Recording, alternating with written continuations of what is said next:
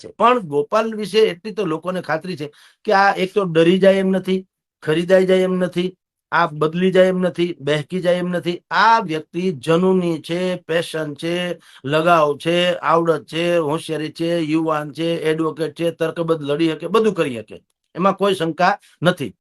પણ બીજી બાજુ એ પણ આપણે જોવું જોઈએ કે વિસાવદરની ચૂંટણી ભારતીય જનતા પાર્ટી માટે નાકનો સવાલ છે. નાક વગરનું શરીર નકટું ગણાય.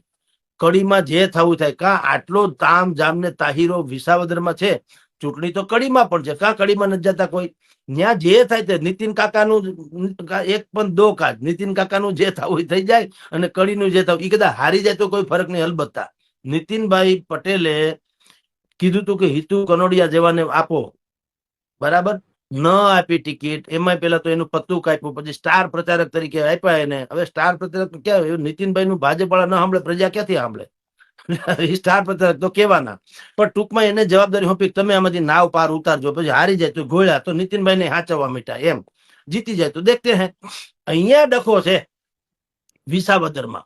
અહીંયા જો હારી જાય તો ગોપાલ નામનું જીન જે છે એ બહાર નીકળે બોટલમાંથી, અને બધી ઠેકાણે ફરી વળે, ને ભારતીય જનતા પાર્ટીને સામે એવો ફૂફાડો મારીને બેહે કે આ લોકો હેખે હુઈ ન હકે.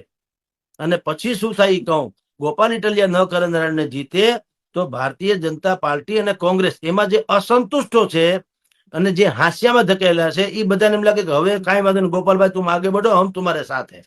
તો થર્ડ ફોર્સ જે ગુજરાતની રાજનીતિમાં આપણે કહેવાય છે કે કોઈ દી ફાયવો નથી, એ ભ્રાંતિ પણ તૂટથી નજરે પડે.